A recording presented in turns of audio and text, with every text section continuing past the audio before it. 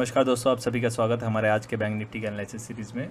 तो दोस्तों निफ्टी से शुरुआत करते हैं हम लोग। पहले निफ्टी में देखा होगा आपने काफ़ी अच्छा ये गैप अप आज ओपनिंग था ये, साथ ही इसने ये जो नीचे का गैप जो था वो पूरा फिल करते हुए ये वापस सेम जगह क्लोजिंग दिया जहाँ से शुरुआत हो।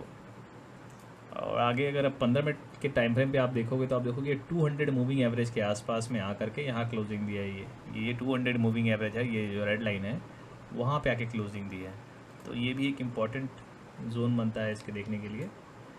ये हम लोग अपना नेक्स्ट मेन जो हमारा सब्जेक्ट है बैंक निफ्टी, उस पर चलते हैं। बैंक निफ्टी आप देखोगे सेम इसने भी यही किया है, हालांकि इसने थोड़ा सा एक हैंगिंग मैन टाइप पैटर्न बनाया तो एक नीचे आने के चांसेस बन सकता है, लेकिन ये इस तरह कैंडल हम लोग टॉप पे कंसिडर करते हैं as a hanging man, middle में नहीं। आप देखोगे ये काफ़ी अच्छा गैप अप दिया होगा, इस जोन के आसपास में गैप अप दे करके ये नीचे गया और ये जो गैप आज दिन भर का गैप था उसको इसने फिल किया और ऊपर क्लोजिंग दे दिया।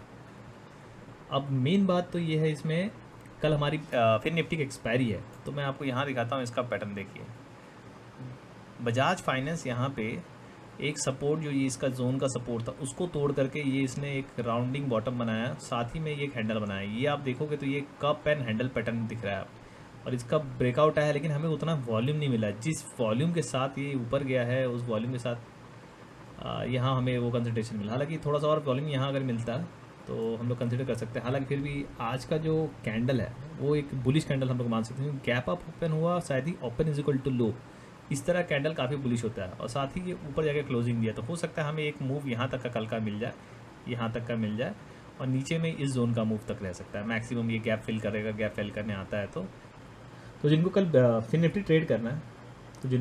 ट्रेड करना है वो बजाज फाइनेंस की ओर थोड़ा ध्यान दे करके आप ट्रेड कर सकते हैं। तो आइए चलते हैं डेली में कैसा रहा परफॉर्मेंस। डेली का परफॉर्मेंस अगर आप देखोगे तो मैंने जैसे कि आपको डेली वाले चार्ट पे बताया था, ये गैप अप दिया था। गैप अप दे करके इसने क्या किया, पहले हाफ में ही इसने गैप कवर कर लिया, उसके बाद ऊपर की तरफ इसने बाउंस दिया R3 के आसपास में। R3 से फिर रिजेक्शन लिया, 100 EMA के पास आया और यहाँ से ये फिर सेकेंड टाइम गया। अब आप ध्यान देने वाली बात ये है, फर्स्ट टाइम इसने यहाँ दिया, सेकेंड टाइम एक रिजेक्शन के लिए आप खेल सकते हो, थर्ड टाइम पे थोड़ा रिस्की हो जाता है। तो अगर थर्ड टाइम पे जा करके, जैसे कि मैंने लास्ट कल वाले वीडियो में ही बताया था, अगर लास्ट जा करके अगर नीचे की ओर नहीं आता तो ये चांसेस है कि एक ब्रेकआउट दे सकता है। ब्रेकआउट कहाँ से दे सकता है, इस पाइवट तक दे सकता है। और देखो कि वहाँ तक का ब्रेकआउट मिला है हमें और यहाँ चुपचाप आपको कुछ पोजीशन बना के बैठ जाना और कुछ नहीं करना। जब आपको दिखेगा इतने सारे इंडिकेटर एक साथ मर्ज हो रहे हैं तो कोई ना कोई ताकत तो है जो इसको ऊपर की ओर धकेलेगी। तो आपको कुछ नहीं करना है, एक बार, दो बार, तीन बार टच कर लिया तो हो सकता है चांसेस ये बनता है कि यहाँ आकर के टच करके ये नीचे ना जाए। और ये सारा कैंडल जो नीचे जाने वाले कैंडल है ये कोई बता नहीं रहा है कि मैं नीचे जाऊँगा। खास ये बुलिश कैंडल इसको कंफर्म करता है कि नहीं अब मैं नीचे नहीं जाऊँगा। साथ ही आप नीचे देखोगे, आप यहाँ लो वॉल्यूम्स थे और इस वाले कैंडल में वॉल्यूम्स बढ़ने लग गई इसके मुताबिक, और बैक टू बैक ग्रीन। और ये जो मेरा फेवरेट कैंडल है open is equal to low वाला, ये कैंडल यहाँ फॉर्म हो गया। इसके बाद आराम से चाहे तो आप इसका ट्रेंड लाइन के ऊपर R3 के ऊपर ले करके आप खेल सकते थे। ठीक है, तो आशा करता हूँ आपको मेरी ये सीरीज़ पसंद आ रही होगी। सीरीज़ अगर पसंद आ रही है तो लाइक, शेयर एंड सब्सक्राइब करना ना भूलें। आज के लिए बस इतना ही। Thank you so much.